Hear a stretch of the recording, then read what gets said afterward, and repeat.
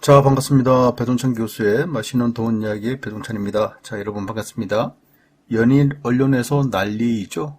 대선 기대감 집값 급등 상위 10곳이 평균 7억이 올랐다. 그래요. 평균 금액이 7억이 올랐다. 한번 놀라운 사실이죠.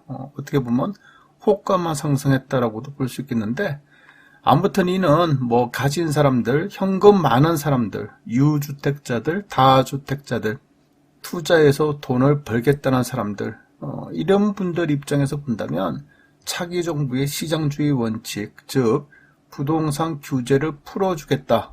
특히 재개발을 풀고 재건축을 풀고 부동산 세금 중과세를 풀어주고 대출 규제를 풀어주고 이처럼 다 풀어주겠다는 말 그대로 부동산 수요를, 부동산 가격 상승 기대감을 극단적으로 상승시켜주는 매개체 역할을 한 것으로 보인다는 얘기입니다. 이러하니 서울 강남 아파트 매수 심리가 살아났다. 매매 수급 지수도 급등하였다는 거죠.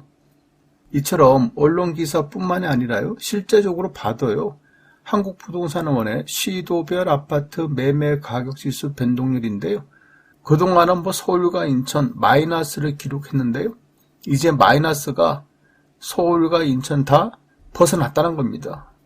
요 얘기는 이제 상승으로 가는 단계다라고 이렇게 통계는 이야기를 하고 있죠. 한마디로 말씀드려서 현재 정부 들어서 가파르게 뭐 매매 금액, 특히 뭐 서울 매매 가격 지수 및 변동률이 이처럼 뭐 가파르게 상승하였지 않습니까?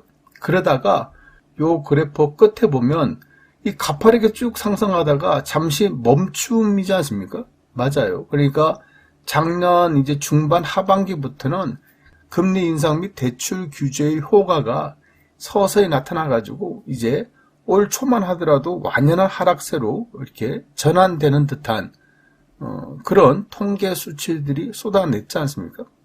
따라서 서울의 집값이나 수도권의 전세값이나 이처럼 부동산 가격들이 좀 안정화가 되어가고 있는 이러한 시기에 다시 부동산 규제 완화 다 풀어. 있는 거 없는 거 그냥 다 풀어버려. 이러니 부동산 시장에 다시 한번 불을 지른 그러한 격이 되겠죠. 이에 차기 정부는 어제 초기 내각을 발표하고 금일 이렇게 말을 합니다. 안철수 인수위원회 위원장은요, 부동산 폭등, 전세 가격 폭등, 세금 폭탄은 현 정부의 잘못이다.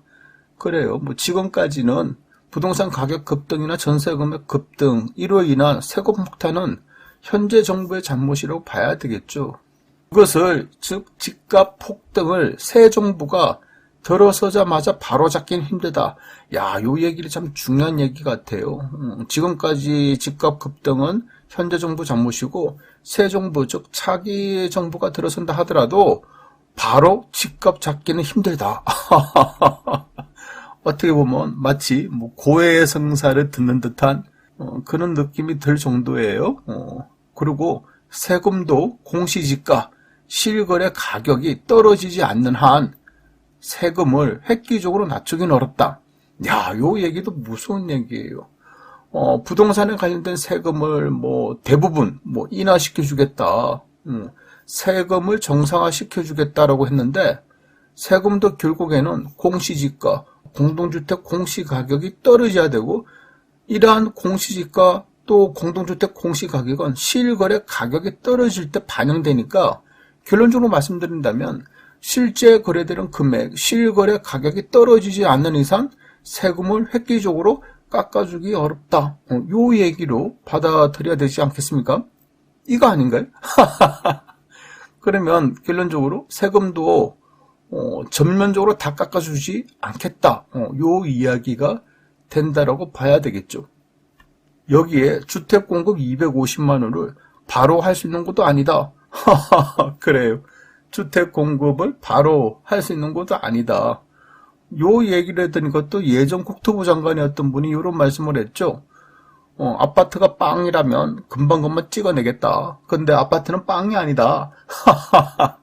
같은 맥락의 설명이라고 봐야 되겠죠.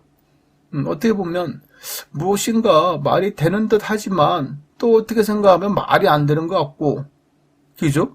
아무튼 풀어줄 것 같기도 한데 또 안 풀어주겠다는 것 같기도 하고, 풀어주고는 싶은데 풀어주지는 못하는 그러한 입장을 여러분들, 즉 국민들께서 좀 이해를 했으면 이런 부탁의 얘기인 것도 같아요.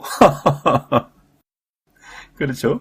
그리고 원희룡 장관 후보자는 부동산 양극화 문제, 또한 부동산 시장 왜곡은 현 정부 탓이다. 그러나 차기 정부 들어 지나친 규제 완화나 잘못된 가격 신호로 갈 수 있는 공급은 윤 정부의 미래 청사진에는 없다. 야, 이 말도 어떻게 보면 좀 의미가 있는 말인 것 같아요. 부동산 규제 완화를 하겠다고 그렇게 말을 해놓고 차기 정부 들어 청사진에는 없다. 라고 말을 하니 저희 입장에서 볼 때 쉽게 말해서 결국에는 부동산 규제 완화 한 발 뒤로 살짝 물러나는 것 같아요. 그런 신호를 국민들한테 또 대중들에게 내보낸다라고 말씀을 드릴 수 있을 것 같아요. 어떻게 보면 문재인 정부 부동산 정책을 다 뒤집겠다라고 호언장담을 하다가 막상 대통령 선거가 끝나고 규제 완화라는 부동산 호재에 집값이 다시 들썩이는 것 같자 이제서 부랴부랴 규제 완화의 속도를 조절하겠다는 것이겠죠. 그렇죠. 이런 부분 어떻게 보면 또 충분히 이해가 됩니다. 따라서 인수위원회에서는요, 부동산 정책을 완급 조절을 하고 선택과 집중을 하겠다는 겁니다. 여기서 별표 선택과 집중. 그래요. 그렇다면 여기서 말하는 선택과 집중은 무엇일까요? 아마 이 부분에 대해서는 언론들에 대해서는 이야기들이 없죠. 그래서 부동산에 관련된 제가 생각하는 선택과 집중은 무엇인가? 이 부분에 대해서 생각을 해보면 첫 번째로 본다면 강남 재건축은 아니다라는, 즉 강남 재건축을 풀게 되면 집값 상승이 너무 가파르기 때문에, 그리고 강남의 상승은 또다시 목동과 분당의 상승을 야기하고 수도권 전반적으로 다 상승을 야기하고 또한 전국으로 다 상승을 야기하지 않겠습니까? 따라서 강남만큼은 찾겠다. 일단 찾고 들어갈 것 같아요. 만약에 강남 재건축을 한다 하더라도 순위는 후순위가 된다. 기타 지역 다 개발한 뒤에 그 다음에 강남 재건축이다 라고 생각을 해볼 수가 있다는 겁니다. 같은 맥락에서 서울의 강남이나 목동 등의 재건축 아파트, 야, 이것도 결코 쉽게 풀어줄 것 같지는 아니하다는 얘기가 되겠죠. 두 번째 선택과 집중으로 본다면요, 서울의 재개발 또는 소규모 주택 정비에 중점을 둘 것 같아요. 그렇죠. 서울의 재개발 단지, 예를 들어서 지금 화면에 보이는 것처럼 빌라나 연립이나 다세대 주택, 단독주택, 이런 밀집된 지역, 그러면서도 역세권이다. 그리고 대규모가 아닌 소규모 주택 정비 사업을 하겠다. 그러면서 주택 공급을 늘려나가겠다. 요게 차기 정부의 선택과 집중이라고 봐야 되겠죠. 그리고 세 번째로 본다면 무주택자 LTV 70 내지 80%. 무조건 LTV는 풀 것 같아요. 다만 DSR은 유지할 수도 있어요. 결국 채무자 입장에서 돈을 빌려서 집을 사는 사람 입장에서 대출 원금과 이자를 같이 변제가 가능한 범위 내에서 그런 범위 내에서의 주택담보대출을 늘려주겠다, 실행해주겠다, 이런 의미로 받아들일 수가 있다는 겁니다. 따라서 아파트의 매매 금액이 뭐 10억대, 20억대, 30억대 이런 부분이 타겟이 아니라는 얘기가 되겠죠. 결국 2억대, 3억대의 아파트들이 앞으로는 약진할 가능성이 많아 보인다는 얘기입니다. 네 번째 선택과 집중을 본다면 양도소득세 중과세, 한시적 배제, 이거야 뭐 대선 공약 어떻게 보면 첫 번째 부동산 이슈 아니겠습니까? 다주택자들의 양도소득세 중과세 때문에 매물이 안 나와.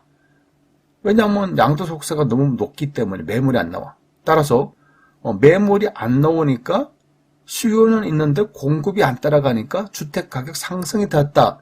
이 논리지 않습니까? 따라서 다주택자 양도소득세 중과세를 1년간 배제시켜 줌으로써 1년 동안 주택 매물, 아파트 매물, 빌라 매물이 나오게끔 하겠다는 것이 차기 정부의 의도라고 봐야 되겠죠. 아마 이 부분은 선택과 집중에 포함이 될 것을 보인다는 얘기입니다. 따라서 제가 보는 차기 정부의 부동산 선택과 집중 핵심은 이제 강남보다는 강북, 가수요보다는 실수요에 중점을 둘 것을 보인다는 얘기입니다. 이런 의미에서 볼 때 서울 강남 재건축 대상의 아파트 소유자들 입장에서 본다면 이제 대통령 선거가 끝났어. 역시 재건축을 풀어주네? 역시 가격이 들썩이네? 아이 기분 좋아 라고 하고 있는 이 시점에 서울 강남 재건축 기대감과 집값 상승 기대감이 뚝 떨어지는 축소가 되는 그런 순간이 다가왔다라고 말씀을 들을 수 있을 것 같아요. 아무튼 차기 정부 들어서 부동산 정책을 어떤 정책을 내놓을 것인지 이런 부분에 대해서 앞으로 눈여겨보셔야 될 것 같아요. 이상까지 배동찬 교수의 맛있는 도움 이야기였습니다. 감사합니다.